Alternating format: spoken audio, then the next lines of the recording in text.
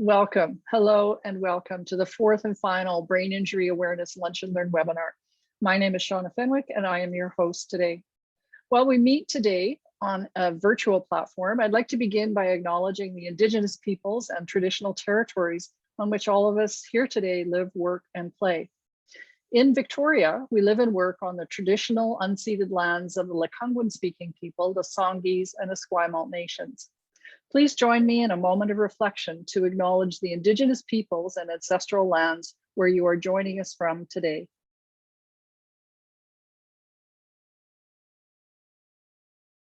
This series is in follow-up to the virtual Heads Together think tank held last fall.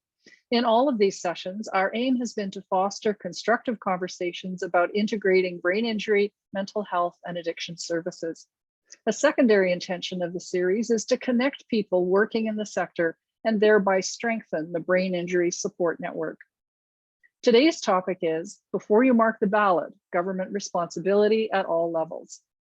With today's sessions, we hope to bring practical ideas on how to take the message about the need to integrate services to those responsible for policy making. It's now my pleasure to introduce the inspiration behind the Heads Together think tank project, Janelle Brees-Biagione. Janelle is the founder of the Constable Gerald Brees, or CGB, Center for Traumatic Life Losses. Janelle, would you please launch today's Lunch and Learn? Thank you, Shauna. I welcome everyone and thank you for coming, Alistair. This is so needed and we're so excited to have you here. So the purpose behind today's session is something that's really important to me, partly because I've had a very great relationship with Alistair. He is my MP in the city that I live in. He has had a very open door policy with me. It's been fantastic. And I know that in order for us to move brain injury services forward in our province and across this country, we need to engage with all levels of government. And part of that is building these relationships and how do we speak to our local candidates, our MPs, our MLAs, the mayor, council, and what's the reason that they should be involved in brain injury. So it was important to me, but it also was identified at our think tanks that the rest of the participants felt that this was needed too. A bigger reason for today, I want to dedicate this segment to Michelle Bartlett. Michelle was a survivor in New Brunswick, and she was a fearless advocate as a survivor herself, but also for family members. She was a big advocate. She was very supportive of the work that we're doing because we really believe in the lived experience of families and survivors being at the forefront of change. And unfortunately, Michelle died unexpectedly on Saturday, and we were all very saddened by that. But as I said, she was a fearless advocate, and I have committed to carrying on the fight for Michelle, as have other people. So today's webinar is dedicated to Michelle. Thank you. Thanks, Janelle. Before we begin, a few general comments. Those of you who've been at the previous Lunch and Learns met Paige Corbett and Paulina Kostecki. Paige and Paulina are doing field placements with CGB this summer and have been really valuable contributors to the Lunch and Learn series. The recording of today's session will be posted on the Heads Together think tank website. We encourage you to send the webinar links to others who may not be able to attend these Lunch and Learns live. Today's session will go quickly. We're committed to finish by 1 p.m. Pacific time. One last announcement, we'll be limiting the chat function to only connect with hosts during the interview. We'll reopen the chat to everyone after the interview. Now, before we dive into today's interview, we'd like to know who's with us today. Once again, we're using the Mentimeter platform for our polls. As mentioned in the note with the Zoom link, your answers are completely anonymous. So I'm going to share my screen now, and you should see the Mentimeter website, www.menti.com, and I see people are already jumping in. That's wonderful. If you go to menti.com, use the code 89071586, and Paige will put that in the chat as well. And you should see on the right-hand side a list of various things that may describe you, and you can choose up to 3 choices, and you'll have to scroll down to see all of them, and then you click submit and just tell us who's here today. So we're really interested to who's with us. You see that most of the people with us today are working with those who have had brain injury, mental health issues, and substance use issues. And as we all know, those very often overlap. Wonderful, wonderful, great. Thanks, everyone. I'm going to stop sharing the screen, but that website and that poll will remain open for a few minutes yet. That's great. We're going to use the menti.com for another poll at the end of our session, so you can actually leave that screen open in your browser or on your phone. So it's now time to introduce today's first guest. I'm delighted to welcome the Honourable Alistair MacGregor, Member of Parliament for Cowichan, Malahat, Langford on Vancouver Island. Alistair is a strong advocate for mental health and addiction supports. He lives with his family on a small farming property in the Cowichan Valley. Alistair currently serves as the NDP's critic for agriculture, rural economic development, the Regional Development Agency in BC, and is deputy critic for justice. He also serves as third vice chair on the Special Joint Committee on Medical Assistance in Dying. Having lived in the Valley for over 28 years, Alistair knows the challenges facing our communities. As Member of Parliament since 2015, Alistair's worked hard to bring local concerns to Ottawa. He's been actively engaging constituents on issues such as climate change, housing, pensions, the opioid crisis, and the clean energy economy of the future. A former forestry worker, Alistair has been an advocate for community-based agriculture with a focus on promoting environmental sustainability and ending food insecurity. Welcome, Alistair. Thank you so much, Shauna. Thank you, Janelle, and hello, everyone. I'm really happy to be here with you. Great. For about the next 15 minutes or so, Janelle will be interviewing Alistair. So let's get started. Janelle. Great, thank you. And welcome, Alistair. I don't know if you're back home in Langford or are you still in Ottawa? No, I have not been in Ottawa for quite some time, so I'm home in the Cowichan Valley. Okay, so you're melting just like the rest of us. Yes, I am. Yes, okay. Well, welcome. So happy to have you here. So most people know, but for those that don't, you and I have been meeting off and on for over 3 years now. But 3 years ago, when I did come to Ottawa, my daughter and I met with you and proposed an idea of presenting a private member's bill. And this came to me because of Todd Doherty's work around PTSD. And I was thinking, why can't we have something that would mandate the ministers to come together? And in our conversations, you know, I've shared with you how brain injury is more than a healthcare issue. And this has been problematic in it being just slotted in that one vein and wanting to expand that. So it's been a process and we're at the very beginning. This came through very quickly and I was grateful that you got it through for Brain Injury Awareness Month, but maybe you could briefly explain to people what Bill C-323 is and what the process is to get a private member's bill before the Parliament. Yeah, maybe I'll answer the second part first, just about the process of bringing in a private member's bill. Getting this bill in on the very last day that we were sitting was a bit of a small miracle, because I'm of course competing with all of the other private members out there. And anyone who is not a cabinet minister can bring forward a private member's bill because it's not a government bill. And of course, they do assign priority to other MPs who might be coming up for debate. So, you know, we have a limited number of resources because what we do as members of Parliament, usually based on extensive feedback with members of our community, we usually have the light bulb go off and say to Legislative Council, Legislative Services of the House of Commons, I have this great idea for a piece of legislation. Here's what I'd like to do. And they then take that idea and they transform it into legalese, into the proper form of a bill. It can either create a standalone new federal statute or it can amend an existing one. In any case, they have to turn that document into the appropriate form. And there's usually a lot of back and forth between the member of Parliament, stakeholders, and Legislative Council, so that you can arrive at a product that, you know, you're happy to introduce formally. You know, I have to place this sort of the situation in context. We're now at a place where I think this existing 43rd Parliament is rapidly running out of runway. And so I wish I'd had a little bit more time to have that back and forth with Legislative Council, but I'm really happy that they endeavored to bring me C-23 in a form that I can introduce it last week on Wednesday, June the 23rd.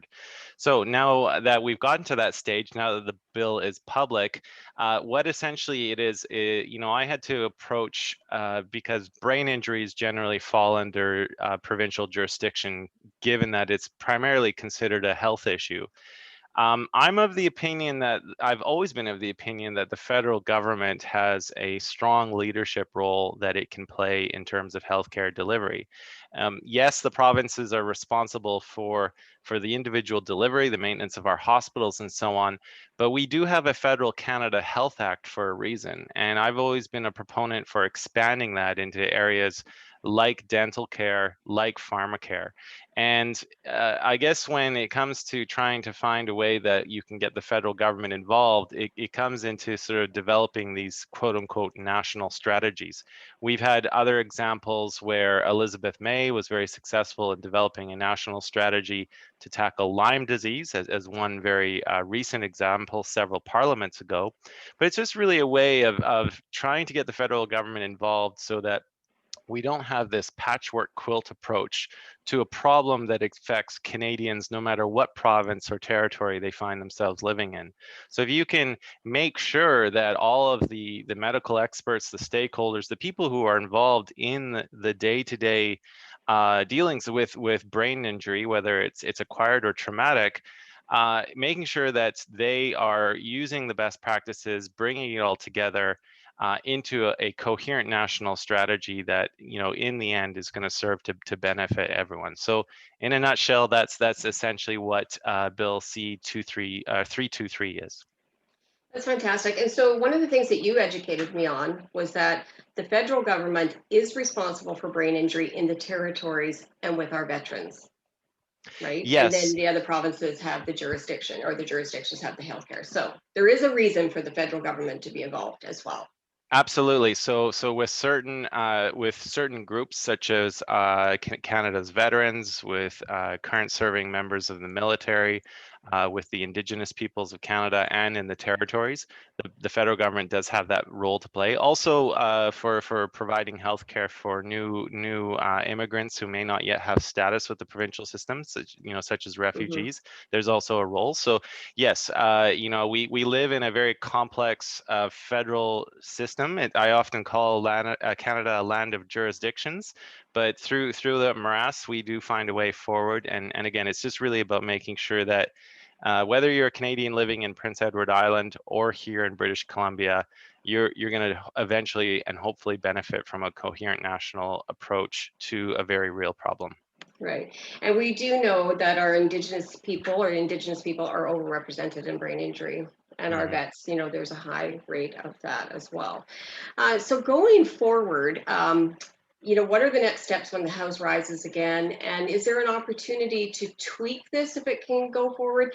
Mainly because of it's saying traumatic brain injury, and the concern would be acquired brain injury is where the overdose survivors would come into play, right? So whereas the World Health Organization determines traumatic brain injury is an external blow to the head, and so acquired brain injury is strokes, aneurysms, overdose survival. Is there opportunity to tweak the language in there, and what do we do come the fall? Yes, if we had had a little bit more time to develop this bill before its introduction, we could have incorporated that language. But absolutely, Janelle, there certainly is room for improving the language.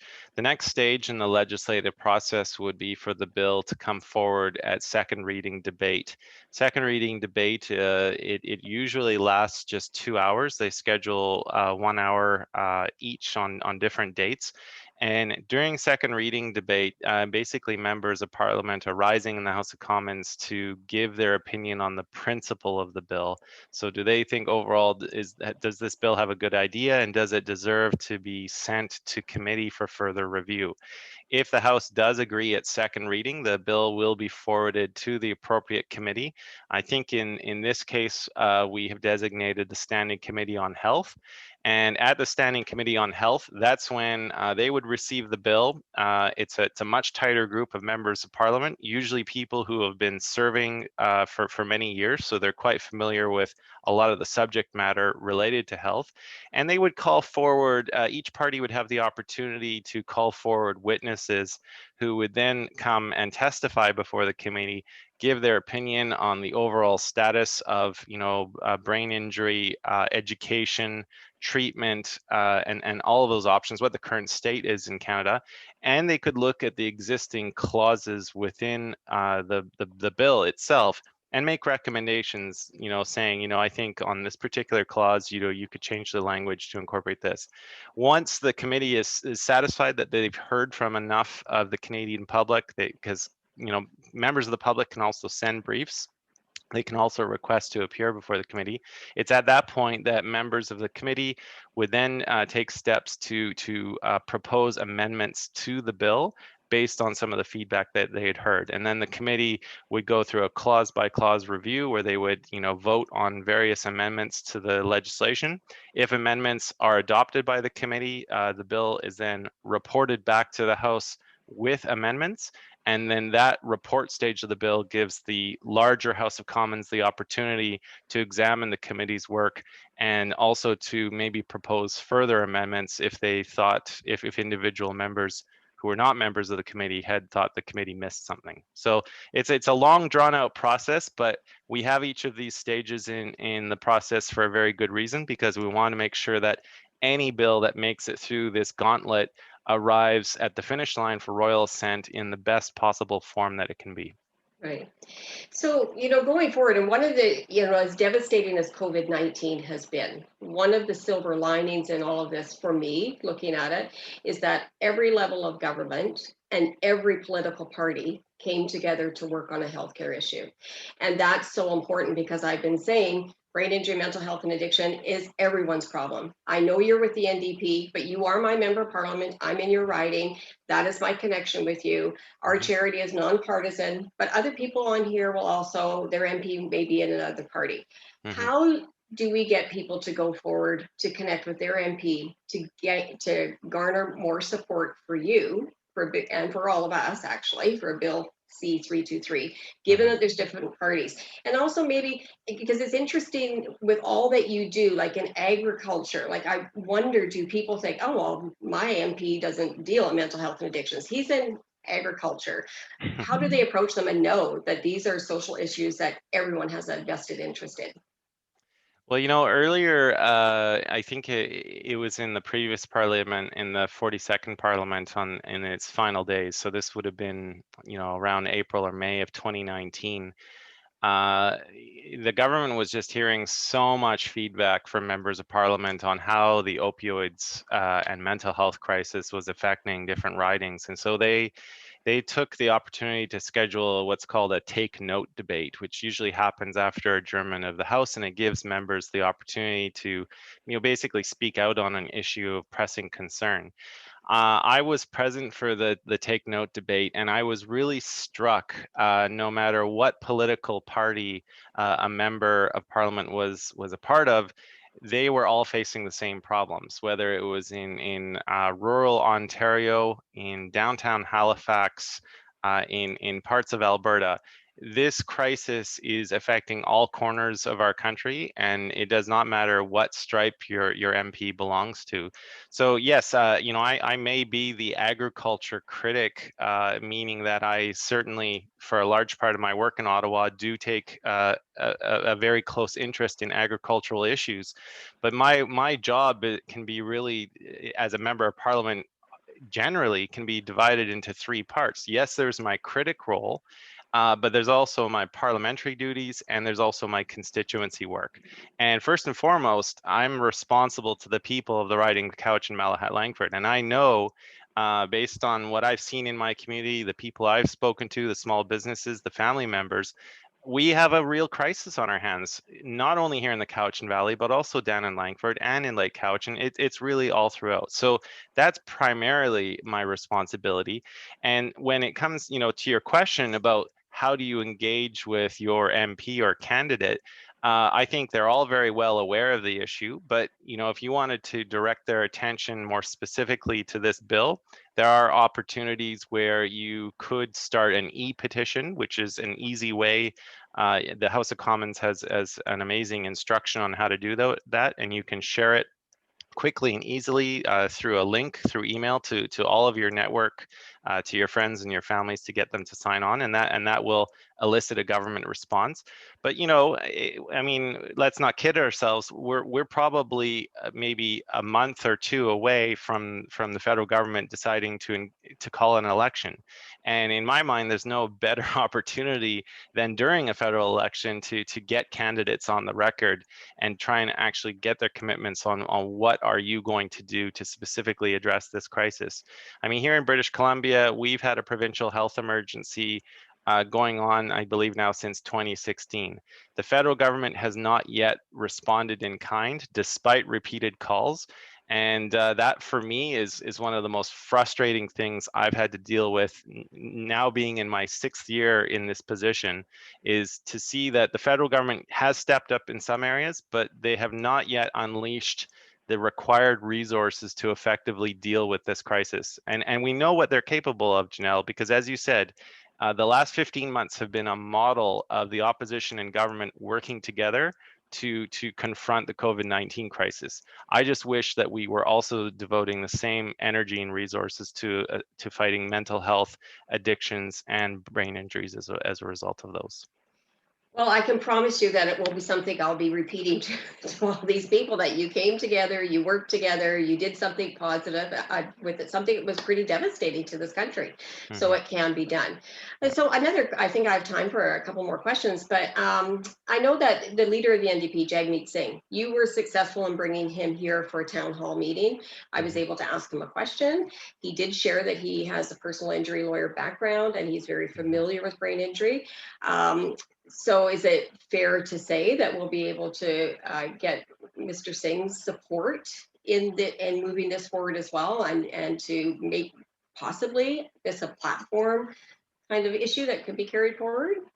Oh, I can guarantee it. I mean, he's also had a very personal history in that, he had a father who suffered from rampant alcoholism, and while it did not lead to a brain injury, he still has seen the up close and personal results of what addictions can result in. And when his father was basically put out of commission by his alcoholism, Jagmeet, as the eldest son, had to step up to the plate, get a job very early on in his life, and provide for his younger brother and for his mother, because his father was so sick from being addicted to alcohol. So he has that personal relationship with addictions. He has seen what it can do to people, but it's also filled him with a lot of compassion, because he has a very great relationship with his father today, and thankfully his father is still around. But I think those personal experiences have really informed him in trying to achieve policies that are compassionate. And one of the biggest things that we can do federally is, because the federal government has jurisdiction over criminal law, is we want to see the federal government approach this problem more with a health and social focus rather than a criminal justice approach. And that's why he has been an advocate for decriminalization, so we can get people away from the stigmatization of the use and abuse of substances, and instead of going through the revolving door of prison, actually getting them the help that they need. And I think with developing a national strategy on confronting brain injury and helping people live their everyday lives, to help experts share that knowledge, I absolutely am sure that he would be supportive of this initiative.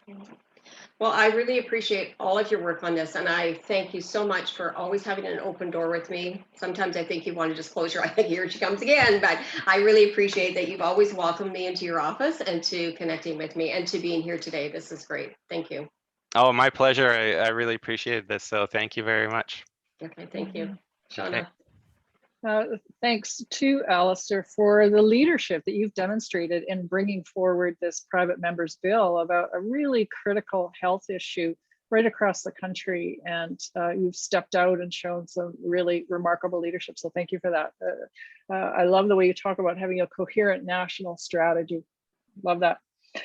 We've got a couple minutes left, and I'm just not sure, Alistair, if you're going to be able to stay with us much longer, or if you're going to have to leave before we're over today. Maybe for another 5 minutes or so. Okay, that's great. Thank you. So we're talking today definitely with a focus on the private members bill and the national strategy, and speaking with national politicians. We're also quite excited about when the election comes to setting up a similar webinar to talk with candidates, how to talk to candidates. But if there was one piece of advice you could give to people who are listening today about how to talk to a politician about these interrelated issues of brain injury, mental health, and addictions, what's one piece of advice you'd give to people about talking to politicians? It's a really good question. You know, before I got into politics, or was anywhere remotely close to knowing a politician or working in a politician's office, I never really, you know, thought of how to approach one. And if you had asked me back then, you know, what do you think of a politician? I probably would have made some answer about someone you see on TV occasionally. I think the important thing to remember is that, you know, members of parliament are members of their community. They are just actual people. They come from very diverse backgrounds. I serve in with caucus colleagues who have had former jobs ranging from lawyers to electricians to journeyman carpenters. They really come from all walks of life. Some are farmers, and they stepped up to the plate. So you just have to realize that they are members of their community. They are in many respects ordinary people. They're products of the communities that they come from, and the successful ones are the ones that keep their finger on the pulse of their communities and are well aware of those issues. So I think for an issue like this, which does affect so many people, and you may even in fact run into an MP who has been personally affected by brain injury, either themselves, because some members have had that happen, or to close family members.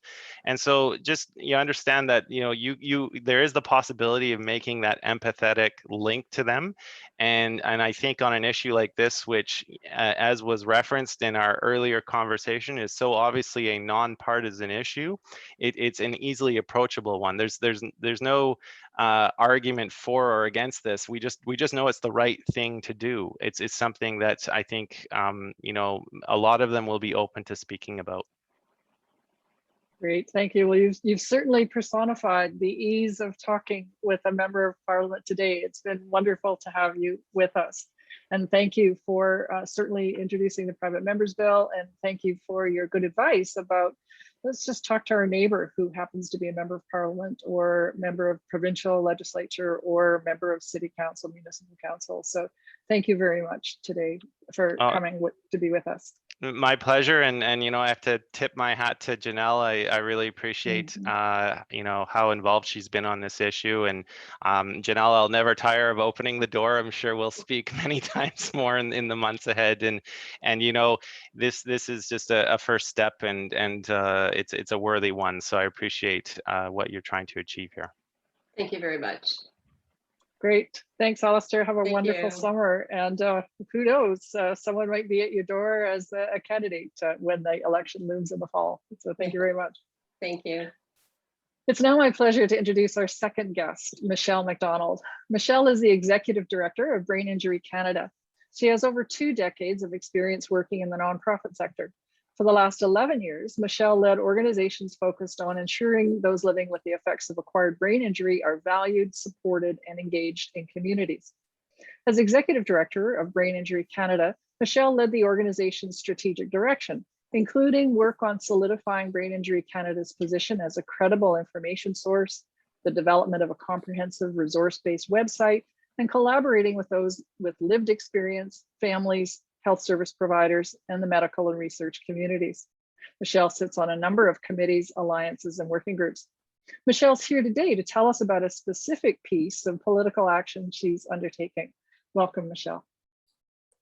Thank you so much for having me, Shauna. So I'm talking about an open letter today. So this past winter, after meeting with a working group of community brain injury associations across Canada, Brain Injury Canada circulated a short survey to understand what issues are important to the brain injury community. And with that, we created a list for people to rank their top 5 issues. So the list of issues is, you know, it's not a massive laundry list, but it includes things like housing, cost of care, mental health, access to healthcare, addictions, Indigenous issues and brain injury, and caregiver family respite. So we asked people to rank their top 5 issues that are most important to them. So the intention of this survey was to mobilize this feedback to develop and circulate an open letter for anyone to sign to show their support. So similar to, we believe that any strategy has to be led by the voices of those with brain injury, and that's individuals, it's family members, it's caregivers, it's people that work within this industry. So with an election on the horizon, we need to ensure these important issues are made known to policymakers and members across all political parties. So as MP MacGregor said, the time is now. So the results of the survey. So 62% of participants identified lack of awareness about brain injury in the general population as their top issue. So stigmatization, judgment, well, you look fine is a common comment that is a negative comment for anyone with brain injury. And then there were two issues that were tied at almost 60%, and the need for mental health supports and the cost of care, primarily the issue of limited publicly funded coverage and inadequate or no insurance coverage. This is common across all provinces. So the results of this survey highlighted that we as a country are not doing a good job of educating the public about brain injury or supporting the individuals and families who are experiencing it. So we have seen the development of national strategies for diabetes, autism, HIV/AIDS, mental health, and stroke, to just name a few. Why is brain injury consistently being ignored? We need all levels of government to come together to support the development of a national brain injury strategy. So this strategy would include, but is not limited to, and this would accompany or complement Bill C-323 that MP MacGregor has put forward. So in our open letter, we've identified issues such as designated funding for a national awareness and education initiative on brain injury, including the prevalence, the everyday experience of those with lived experience presented in their voices, an emphasis on improving public attitudes and protecting the rights of those with brain injury to promote better understanding, and a focus on inclusion and elimination of barriers, both environmental and societal. Number two, support for brain injury associations to develop and provide enhanced and integrated mental health resources specific to individuals and families with brain injuries. The brain injury associations are being underutilized and underfunded and have such an important place in the brain injury care continuum. So that needs to be recognized in any national strategy. Third, the coordinated and equitable access to individualized delivery of health and social care services across the lifespan, and empowering individuals and families to identify their health needs, participate in the planning and delivery of services, and play an active role in maintaining their own health and well-being.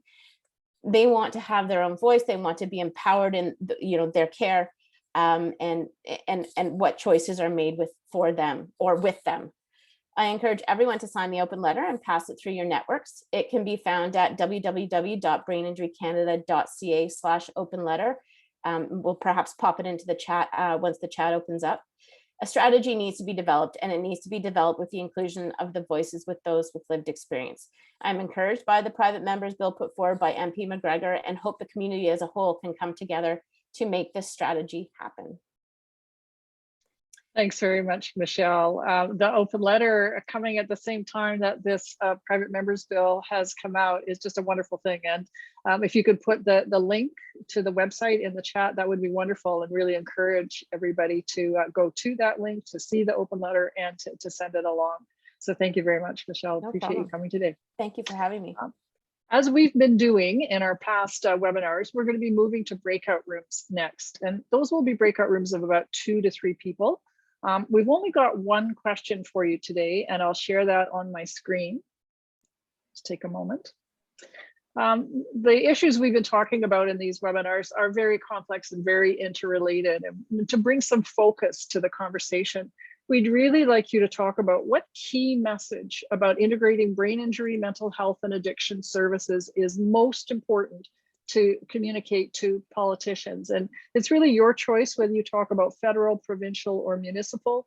We'd like you to think about the politicians that you're most likely to meet with or talk with, and what do you think is the key message? And I'll be asking that a similar question in our last poll today, because we won't have quite as much time to share your conversations after the breakouts. So it'll be about 10 minutes. You'll be randomly assigned. It'll probably be 2 to 3 people per room. And we'll come back in about 10 minutes and share some key ideas of what stood out for you in your conversation. So Paulina, please go ahead and create the breakout rooms.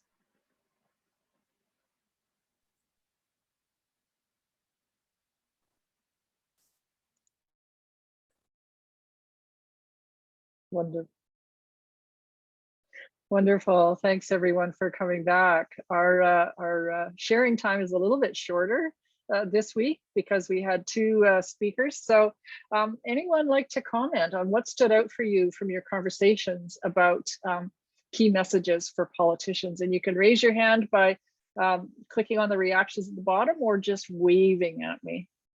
So what stands out from your conversations about key messages for politicians?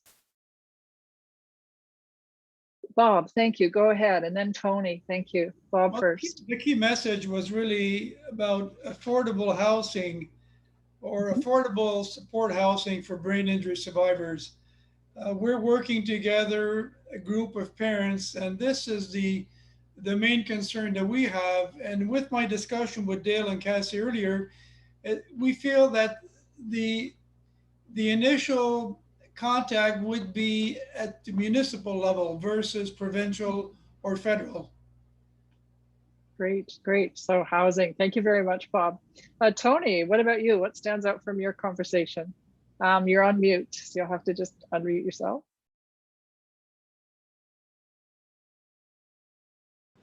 Or maybe, there you go. Yes. I'm hoping that all the agencies, whichever agencies, provincial, municipal, federal, can work together. And I feel like sometimes that if I'm involved with the Brain Injury Society, they don't want to share any information with the CRIDG. They don't want to share any information with another agency in town that's basically doing the same thing, trying to do the same thing.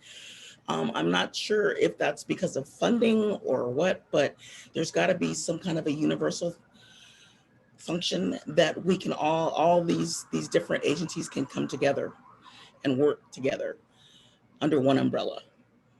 Great, really good message, Tony. Thank you very much for collaboration. We've got time for one brief comment more. Who else would like to share something that stood out for you in your conversation? Time for one more. Just wave your hand. Okay, we've got another mechanism of hearing from you. So as we run up to the end of the webinar, I'd really like to invite Janelle for her closing comments for this session today and also for the series. Janelle. Great. Thank you, Shauna, and thank you everyone for participating. This was an exciting conversation. We know it's an important conversation, and it is something that I've worked towards too, to try and figure out how do I approach politicians, understand what their thinking is, what their responsibility is, but it all comes from a place of heart and love and knowing that I have responsibility in my community too. So I do want to encourage everyone to take a look at this recording when we have it up. I will send out a newsletter with the link in it, as well as a link to the Bill C-323. Take a look at that. And, you know, we know it needs to be tweaked. We are concerned about traumatic, not having acquired brain injury in there, so it has to be tweaked. But this is, as Alistair said, is such a process that we're at, you know, baby steps here, but at least it was a statement that was made, which is ultra important. I also want to encourage people to sign the open letter through Brain Injury Canada. And Michelle and I were just chatting in a breakout room, and I assured her that I will include a link for that as well. So Tony, it really speaks to what you're saying, is that to ensure that we all come together, shoulder to have this one big voice to make some noise, because we all know that brain injury has been sitting in the background far too long. And for me, it really is a direct connection to mental health, addiction, homelessness, criminality, but it is for Brain Injury Canada too. We know this, so we just all need to come together and say, we're working together, we're supporting one another. Yes, the funding is stretched. Yes, people have their priorities, But if we are coming from a place of that we're all creating change for families and survivors because this is what they want, this is what they're asking for, and this is what they need, then we can't go wrong. So I thank you all for coming today. I want to encourage you to be on the lookout for our materials and a webinar about how to talk to the candidates when an election comes up, because we want you to be prepared. We want you to feel confident to go into those meetings and to be concise, because we know from experience you're going to get 15 minutes, maybe 30 minutes with your candidate or MP or MLA. So we want to help you get the message out there, and one that's consistent with what's needed in our province, but that also is reflective of what's happening in our country. So don't be afraid to contact me if you need help with that, but we are working on the material going forward between here and the election so that we have it ready. Shauna is committing to helping us put on another webinar about how to talk to those candidates and your MPs when the fall election is called. So again, take time to review the recordings, be part of the conversation, take the message forward, and do this in everybody's name and honor, especially Michelle Bartlett today. Thank you. Thank you very much, Janelle. And now it's time for our final poll. And in this final poll, we'd like you to really add some of the things that stood out from your conversations about key messages for politicians. So I'm just going to share my screen. We're going to use Mentimeter again. It's the same site that we used last time. So you can go to menti.com, use the same code 89071586, and you can add as many comments as you'd like. So maybe just one comment per box. Wonderful, coming in already. I love the way that you folks are just jumping in. This is fabulous. So funding, national strategy, excellent. This site is going to stay open for a few minutes after the end of the webinar today. So feel free to think about what you want to add. We're really looking for what would you like to say to politicians at any level, really with the emphasis about working together across all of the jurisdictions. And as you're doing that, I'd like to have some thanks and goodbyes for this series. Certainly today, I'd like to thank our guests, Alistair MacGregor and Michelle McDonald, for coming to our session today. Alistair certainly showed to me that it was so easy to talk to a member of Parliament, and certainly to see the leadership that he's demonstrating in areas beyond his official appointments. And Michelle, thank you so much for the open letter, and I really encourage everyone to go and sign and send that. A big thank you and a big hug, virtual hug, to all of our team members, to Janelle once again for your vision and your commitment to brain injury care. To Dale for standing by for tech support. Hey, I think we got through this without much need on that. To Paulina and Paige for your active Zoom support. We really couldn't have done this without you. And really, most of all, to all of you, to each and every one of you who have joined in one or more of our Lunch and Learn webinars, or who are watching the recording online at the website. You're the ones that are going to be able to take this message forward in your communities, municipally, provincially, and federally. So we all have a role to play in this work on integrating services for brain injury, mental health, and awareness. So thank you very much, everyone. It's been a pleasure to be with you once again. And I look forward to running a webinar once the election is called. We could talk about how to talk to candidates, questions to ask, and ways to approach. So thanks, everyone. If you want, you can open your mic and give whatever hello, goodbye you'd wish as we wind up this final fourth webinar. Well, I do want to say a quick thank you to you, Shauna, for your professionalism and your help in all of this, and to Paige and Paulina for the excellent work that they did on our social media and keeping us all in check and getting this organized. We couldn't do it without having each other to do it. So thank you so much. I even had a note to say that earlier and didn't even look at it, but I do want to thank you from my heart. Thank you. Thanks. Thanks, everyone. Thank you. See you all in the fall. Have a good summer. Thank you, everyone. Summer. Thank you. Thanks, Michelle. Thank you, no for problem. Support. Everybody, thank you. Thanks, Tony. Thanks. Bye now.